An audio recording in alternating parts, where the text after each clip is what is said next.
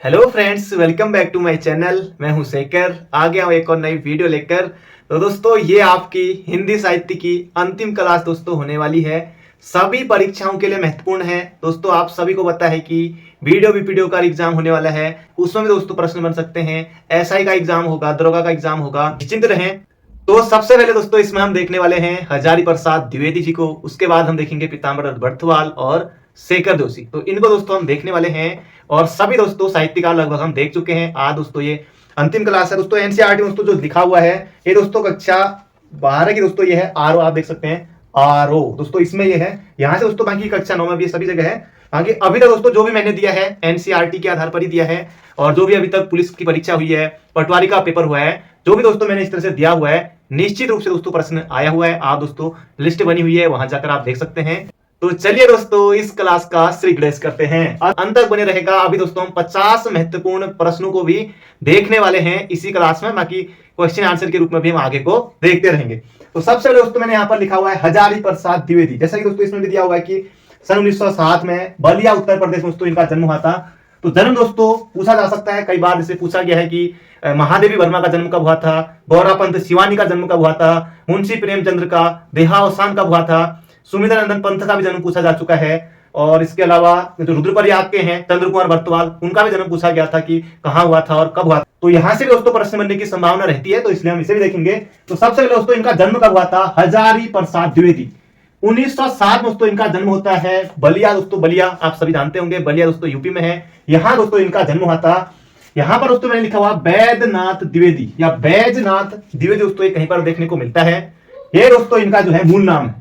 ये दोस्तों इनका मूल नाम है। ये मूल नाम करके दोस्तों आपको लिखना है इस तरह से, मूल नाम बैजनाथ द्विवेदी या बैद्यनाथ द्विवेदी, इस तरह से लिख लीजिए। इसके बाद दोस्तों हम यहाँ पर देखते हैं निबंध संग्रह, इसके बाद उपन्यास, आलोचनात्मक ग्रंथ, बाकी पत्रिका, मृत्यु कब हुई, और जो इनकी ग्रंथावली है, पद्म भूषण कब मिला, वो सब दोस्तों हम देख लेते हैं। बाकी स्क्रीनशॉट भी दोस्तों आप ले सकते हैं। तो निबंध संग्रह दोस्तों इसमें जैसे शीरीष के फूल भी है और ये भी है अशोक के फूल। दोस्तों सब कुछ मैंने यहाँ पर लिया हुआ है, एक भी दोस्तों मैंने नहीं छोड़ा है। अनाम दास का पोथा दोस्तों देखिए इसमें है सब कुछ, सब दोस्तों मैंने लिखा हुआ है। मैं किताब दोस्तों यहाँ पर रख देता हूं, ये दोस्तों मैंने आपको दिखा दिया है। निबंध संग्रह अशोक के फूल दोस्तों बहुत ज्यादा महत्वपूर्ण है। अशोक के फूल और शीरीष के फूल दोस्तों दो तो फूल ही है, अशोक के फूल, शीरीष के फूल। ये देखिए ये अशोक के फूल दोस्तों 1948 में ये लिखी गई थी। आलोक पर्व दोस्तों, आलोक पर्व महत्वपूर्ण हो जाता है। क्यों दोस्तों, इनको इसलिए क्योंकि आलोक पर्व के लिए दोस्तों इनको साहित्य अकादमी पुरस्कार दिया गया था 1973 में। तो प्रश्न दोस्तों बन सकता है कि हजारी प्रसाद द्विवेदी को उनकी किस रचना के लिए साहित्य अकादमी पुरस्कार सम्मानित किया गया। तब दोस्तों आप बताएंगे आलोक पर्व के लिए कब दिया गया दोस्तों, क्या बता आ सकता है कि 1973 में दिया गया। जैसे सुमित्रानंदन पंत को ज्ञानपीठ पुरस्कार से कब सम्मानित किया गया, कई बार आता है। महादेवी वर्मा को ज्ञानपीठ कब मिला, तो इस तरह से याद रख लीजिएगा। आलोक पर्व के लिए दोस्तों इनको 1973 में साहित्य अकादमी पुरस्कार से सम्मानित किया गया था। कल्पलता, कल्पलता में दोस्तों जो शीरीष के फूल है ये दोस्तों कल्पलता में ही संकलित है। दोस्तों यहां पर लिखा हुआ जैसे यहां प्रस्तुत ललित निबंध शीरीष के फूल के लेखक के संग्रह कल्पलता से उद्धृत है। दोस्तों इस तरह से मैंने यहां पर लिखा हुआ कल्पलता शीरीष के फूल, विचार और वितर्क। कुटज दोस्तों, कुटज महत्वपूर्ण है। निम्नलिखित में से कुटज किसकी रचना है। दोस्तों कुटज बहुत ज्यादा महत्वपूर्ण है, प्रश्न बनेगा कुटज याद रखिएगा। कुटज के बाद दोस्तों एक कुत्ता और एक मैना, पशु पक्षी के प्रति मानवीय प्रेम। अब दोस्तों कुत्ता और मैना, अब मैना आपको बताया पक्षी है और कुत्ता दोस्तों पशु है, तो उसमें पशु पक्षी के प्रति मानवीय प्रेम को दोस्तों इसमें दर्शाया गया है। आप इस तरह से भी समझ सकते हैं। नाखून क्यों बढ़ते हैं, गजब, नाखून क्यों बढ़ते हैं याद रख लीजिएगा। प्राचीन भारत के कलात्मक विनोद, ये भी है।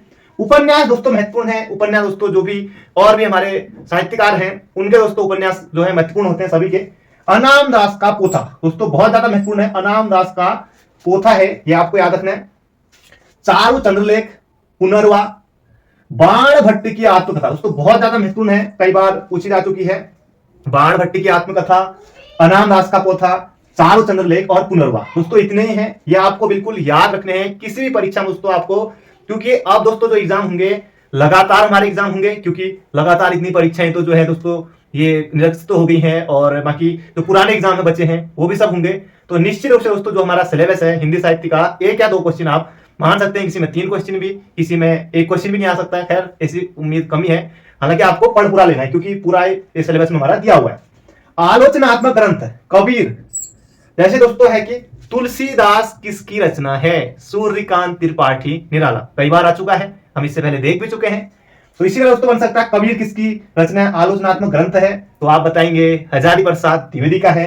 सूर साहित्य बहुत ज्यादा महत्वपूर्ण है, सूर साहित्य कालिदास की लालित योजना, दोस्तों ये भी महत्वपूर्ण है। हिंदी साहित्य का आदिकाल बहुत ज्यादा महत्वपूर्ण है, और हिंदी साहित्य की भूमिका भी अभी आ रहा है। हिंदी साहित्य का आदिकाल नाथ संप्रदाय, हिंदी साहित्य का उद्भव और विकास बहुत ज्यादा महत्वपूर्ण है, और मध्यकालीन बोध का स्वरूप, हिंदी साहित्य की भूमिका, दोस्तों हिंदी साहित्य का आदिकाल, हिंदी साहित्य की भूमिका सभी दोस्तों महत्वपूर्ण है, और हिंदी साहित्य का उद्भव और विकास, तो ये भी आपको याद रखना है। अन्य में दोस्तों नाथ सिद्धू की बानियां, पृथ्वीराज रासो महत्वपूर्ण है।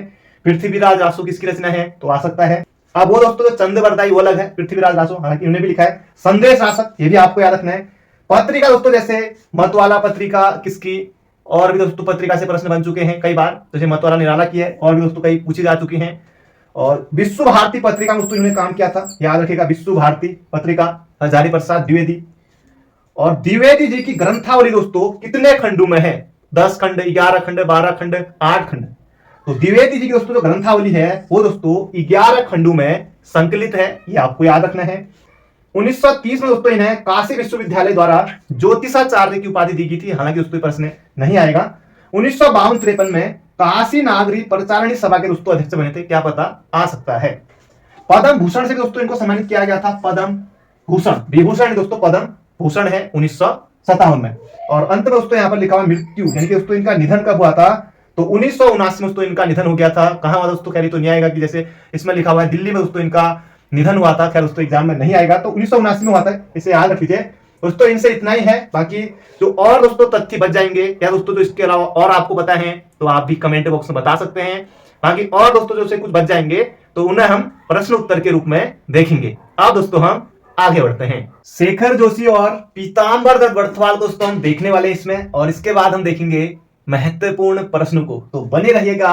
सबसे पहले दोस्तों शेखर जोशी की बात कर लेते हैं। इनका दोस्तों अभी हाल ही में निधन भी हुआ था। प्रश्न दोस्तों इनसे पहले भी यूकेपीएससी ने भी पूछे हैं और यूके ट्रिपल-एससी ने भी पूछे हैं, और दोबारा दोस्तों यहां से प्रश्न पूछे जाएंगे।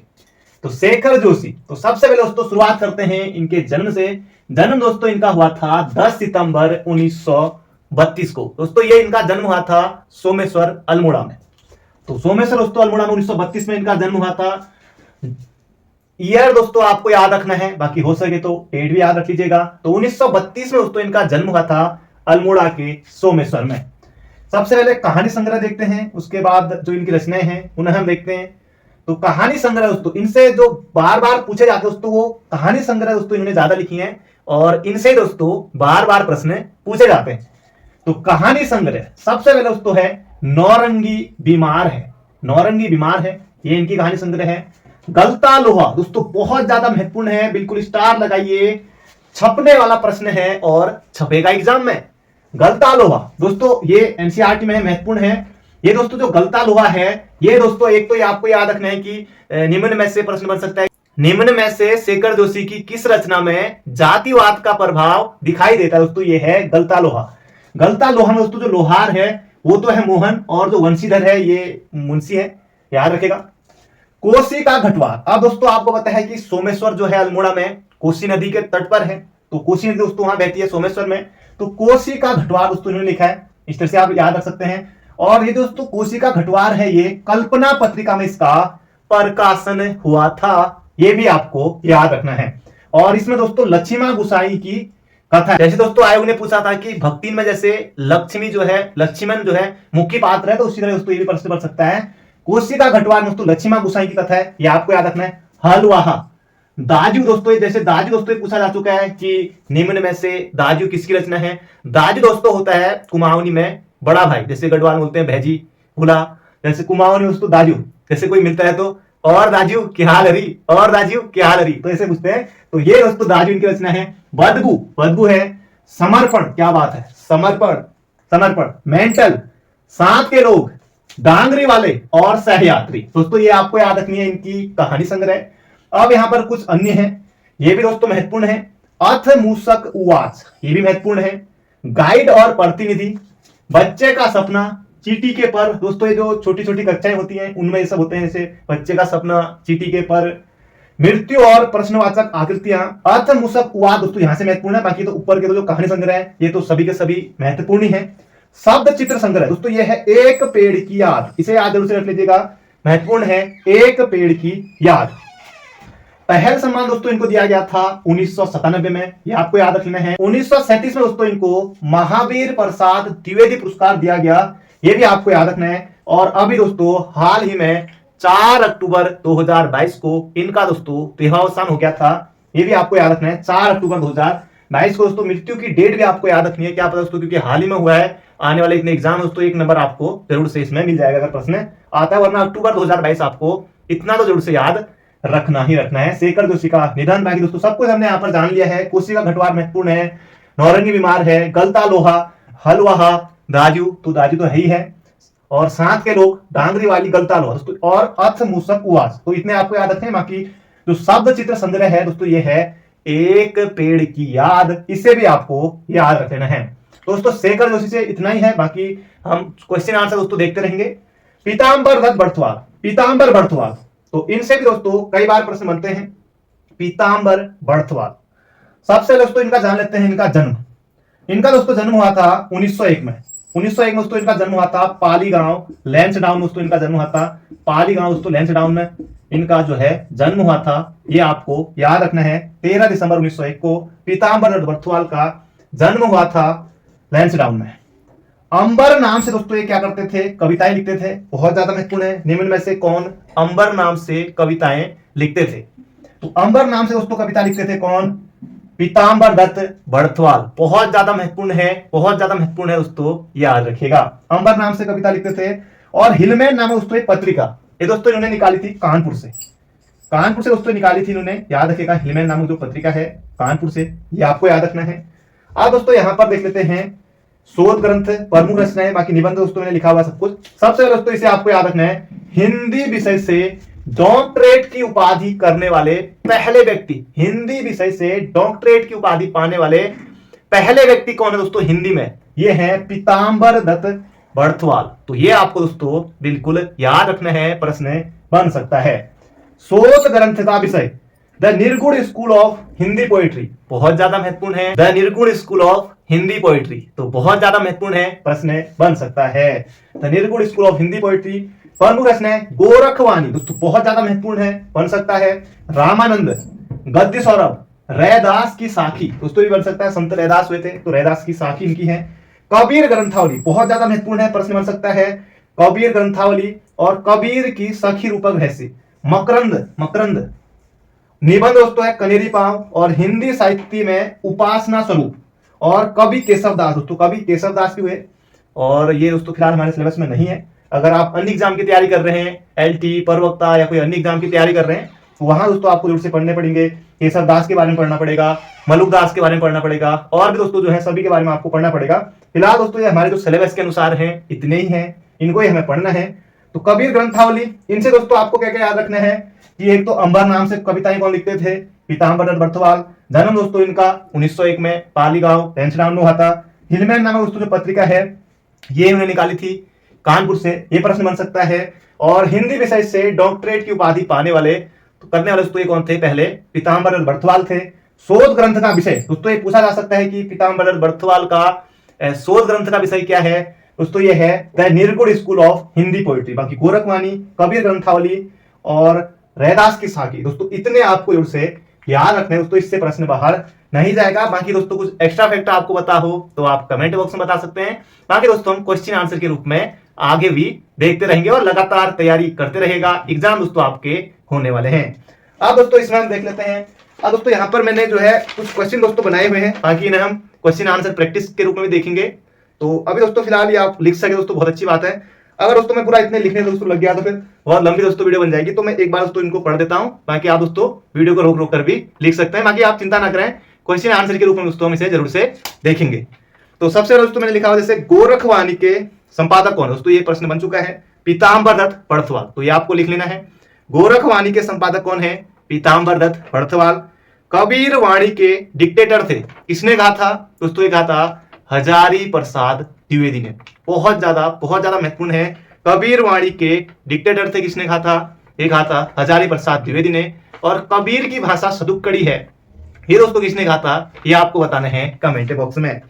पहाड़ पर लालटेन के कवि कौन है? दोस्तों आप लिखते रहिएगा क्योंकि दोस्तों बहुत लंबा हो जाएगा, बाकी हम क्वेश्चन आंसर के रूप में देखेंगे, आप बिल्कुल निश्चिंत रहें। पहाड़ पर लालटेन के कवि कौन है? दोस्तों ये प्रश्न पूछा गया था। तो पहाड़ पर लालटेन दोस्तों ये है मंगलेश डबराल की, 1981 में आई थी, याद रखिएगा। तुलसीदास के रचनाकार कौन है? दोस्तों बहुत ज्यादा महत्वपूर्ण है। तुलसीदास के रचनाकार कौन है दोस्तों? ये है सूर्यकांत त्रिपाठी निराला। खबर का मोह विज्ञापन से ढका है। अब दोस्तों ये हमारे हिंदी साहित्य के सिलेबस में तो नहीं है, लेकिन दोस्तों हम उत्तराखंड पढ़ते हैं, परीक्षावाणी में आपको जरूर से मिलेंगे, और उत्तराखंड दोस्तों इनसे प्रश्न जरूर से बन सकता है। खबर का मोह विज्ञापन से ढका है दोस्तों, ये किसकी है? रचना है लीलाधर जगुड़ी। तो लीलाधर जगुड़ी को दोस्तों साहित्य अकादमी कब मिला था और किस रचना के लिए मिला था, ये आप बताएगा कमेंट बॉक्स में। अब दोस्तों एक कथन है माया मह ठगनी हम जानी, किस भक्त कवि का कथन है? माया मह ठगनी हम जानी, दोस्तों ये है कबीरदास की है। ये दोस्तों ऐसे प्रश्न हैं जो कि आपको मेरिट में दोस्तों स्थान दिलाएंगे। अगला दोस्तों एक तो पूछा गया था किस कवि की भावनात्मक और विचारात्मक ऊर्जा अनेकानेक कल्पना चित्रों और फैंटेसियों का आकार ग्रहण करती है? दोस्तों ये प्रश्न पूछा गया था, 4 ऑप्शन वहां पर होंगे, जाहिर सी बात है 4 ऑप्शन होते हैं। ये दोस्तों है गजानन माधव मुक्तिबोध की। दोस्तों एक बार फिर से बाकी प्रश्न के रूप में हम देखेंगे किस कवि की भावनात्मक और विचारात्मक ऊर्जा अनेकानेक कल्पना चित्रों और फैंटेसियों का आकार ग्रहण करती है? गजानन माधव मुक्तिबोध। विपात दोस्तों इनका उपन्यास है, और ये भी दोस्तों मध्य प्रदेश के हैं। अगला प्रश्न है शेखर जोशी ने अपने लेख गलता लोहा में किस सामाजिक मुद्दे का वर्णन किया? दोस्तों ये जातीय विभाजन, यहाँ पर दोस्तों जाति विभाजन है और जातिवाद का प्रभाव। दोस्तों आप समझ सकते हैं प्रश्न कैसे बन सकता है। महादेवी वर्मा कृत मेरा परिवार, दोस्तों जो मेरा परिवार रचना है ये महादेवी वर्मा की है। तो महादेवी वर्मा कृत मेरा परिवार रेखा चित्र का प्रकाशन कब हुआ था? दोस्तों ये हुआ था 1972 में। आगे दोस्तों जो जितने मैंने लिखे हुए हैं सब प्रश्न के रूप में दोस्तों आपको मिलेंगे बहुत जल्दी, आप भी अभी दोस्तों लिखना चाहें तो लिख सकते हैं। आगे बढ़ते हैं। घीसू किस कहानी का पात्र है? दोस्तों घीसू जो है ये है कफन में, ये है मुंशी प्रेमचंद्र का, याद रखिएगा। अगला है दोस्तों तुलसीदास द्वारा रचित विनय पत्रिका की रचना किस भाषा में हुई? प्रश्न दोस्तों पूछा गया था ब्रज भाषा में, और रामचरितमानस अवधी भाषा में। दोस्तों लिख लीजिए, बाकी क्वेश्चन आंसर के रूप में हम देखेंगे। सवैया किस कवि का प्रिय छंद है? दोस्तों जबरदस्त है, मेरिट में आपको स्थान जरूर से दिलाएगा। दोस्तों ये है रसखान का, रसखान। खड़ी बोली का प्रथम महाकाव्य माना जाता है? दोस्तों ये माना जाता है खड़ी बोली, दोस्तों बोली भी हमारे सिलेबस में, तो खड़ी बोली का दोस्तों जो प्रथम महाकाव्य माना जाता है ये है पिर्री प्रवास। अगला प्रश्न है एक कहानी ये भी के रचनाकार है? दोस्तों ये है मन्नू भंडारी। महाभोज उपन्यास किसका है? ये है मन्नू भंडारी। आपका बंटी उपन्यास किसका है? ये है मन्नू भंडारी का। अगला है जैसे उसे याद दिलाता हो उसका बचपन जब वह नौसिखिया था, ये पंक्ति किसकी है? दोस्तों ये पंक्ति है मंगलेश डबराल की, ये आपको निश्चित रूप से याद रखनी है। उधो तुम हो अति बड़भागी, दोस्तों ये जो पंक्तियां किसकी हैं? ये है सूरदास की। आगे बढ़ते हैं। भक्तिन किसकी है? दोस्तों महादेवी वर्मा की है, याद रखेगा।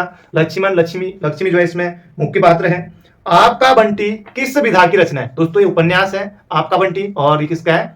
मन्नू भंडारी का। आगे बढ़ते हैं। किस कवि को एक भारतीय आत्मा कहा जाता है? दोस्तों ये कहा जाता है माखनलाल चतुर्वेदी को, याद रखेगा, महत्वपूर्ण है।